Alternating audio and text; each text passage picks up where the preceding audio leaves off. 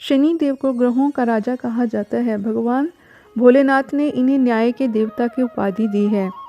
शनि देव को बहुत जल्दी क्रोध आता है। इसी क्रोध की वजह से पिता सूर्य से इनकी नाराजगी बनी रहती है। इनके क्रोध से सभी बचने की कोशिश करते हैं, वरना व्यक्ति पर मुसीबतों का पहाड़ टूट जाता है।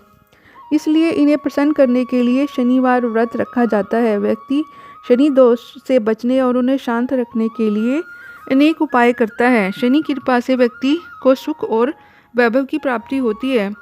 जो लोग शनिवार का व्रत करते हैं उनको पूजा के समय शनिवार व्रत कथा का सुनना चाहिए। तो चलिए शुरू करते हैं शनिदेव व्रत कथा। एक बार सभी 9 ग्रहों सूर्य, चंद्र, मंगल, बुध, बृहस्पति और शुक्र और शनि, राहु और केतु में बहस हो गई कि उनमें कौन सबसे बड़ा है। आपस में लड़ने के बाद सभी देवताराज इंद्र के पास पहुंच गए। इंद्र असमंजस की स्थिति में निर्णय नहीं ले पाए, परंतु उन्होंने सभी ग्रहों को सुझाव दिया कि पृथ्वी पर राजा विक्रमादित्य ही इसका फैसला कर सकते हैं, क्योंकि ये बहुत ही न्यायप्रिय राजा हैं। सभी पृथ्वी पर राजा विक्रमादित्य के पास गए और अपने आने का कारण बताया। राजा उनकी समस्या को सुनकर बहुत परेशान हो गया। उनका चिंतित होना स्वाभाविक था, क्योंकि जिसको भी किसी से छोटा बताया तो वही गुस्सा कर जाएगा। राजा के काफ़ी सोच विचार करने के बाद उन्होंने एक उपाय सूझा। उन्होंने स्वर्ण, रजत, कांस्य, पीतल, सीसा, रांगा, जस्ता, अभ्रक और लोहे के 9 सिंहासन का निर्माण करवाया। उन्हें उपयुक्त क्रम में रख दिया गया। सबसे निवेदन किया गया कि क्रमानुसार सिंहासन पर आसन पर, और कहा गया कि जो सबसे अंतिम में सिंहासन पर आसन ग्रहण करेगा वही सबसे छोटा माना जाएगा, जिसकी वजह से शनिदेव को सबसे बाद में आसन प्राप्त मिला और उस सबसे छोटा कहलाएगा। क्रोध के आवेश में आकर शनिदेव ने सोचा कि राजा ने यह सब जानबूझकर किया है। बाकी सभी देवता तो वहाँ से खुशी वापस चले गए। कुछ समय बीतने के बाद राजा की साढ़े आई। तब शनिदेव बढ़िया घोड़े को लेकर एक सौदागर बनकर वहाँ पहुँचे। राजा को पता लगते ही कि वह अपने अश्वपाल को अच्छे घोड़े खरीदने की आज्ञा दे दी। उसे कई अच्छे घोड़े खरीदे। उनमें से एक सर्वोत्तम घोड़े राजा को सवारी के लिए दिया। राजा के सवार होते ही वह घोड़ा सरपट वन की ओर भागने लगा। भीषण वन में पहुंचते वह वहां से गायब हो गया। इसके बाद राजा घनघोर जंगल में बिल्कुल अकेला भूखा प्यासा भटकता रहा। तब एक ग्वाले ने उन्हें पानी पिलाया। राजा प्रसन्न हुआ और उसे अपनी अंगूठी दे दी। उसके बाद राजा नगर की ओर चल पड़ा। वहाँ उसने अपना नाम उज्जैन निवासी बीका बताया।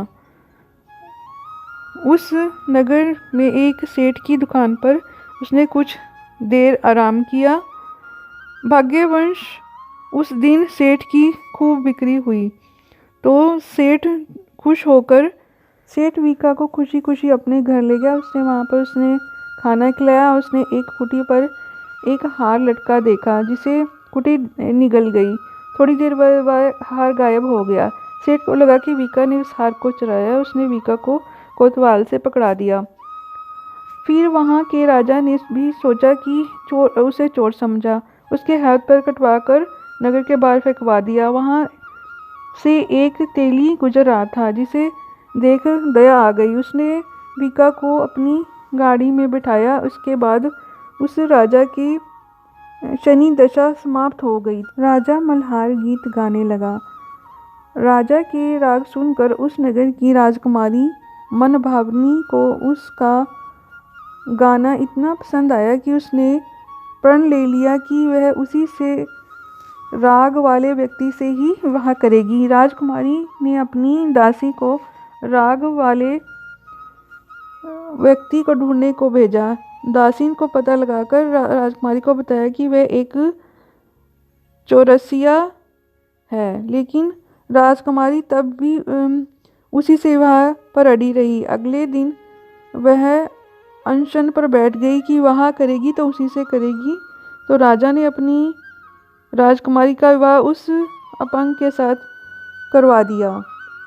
तब एक दिन राजा के स्वप्न में शनिदेव ने कहा, राजा देख, मुझे छोटा बताकर तुम्हें कितना दुख झेलना पड़ा है। राजा ने उनसे क्षमा प्रार्थना मांगी, प्रार्थना करते हुए कहा कि हे शनिदेव, ये दिख किसी और को ना देना। शनिदेव मान गए और कहा कि जो मेरी कथा और व्रत करेगा उसे मेरी दशा से कोई दुख नहीं झेलना पड़ेगा। जो व्यक्ति रोज चींटियों को आटा डालेगा उसे कोई कष्ट नहीं भोगना पड़ेगा। शनिदेव ने कहा कि जो भी व्रत की कथा सुनेगा तो भी।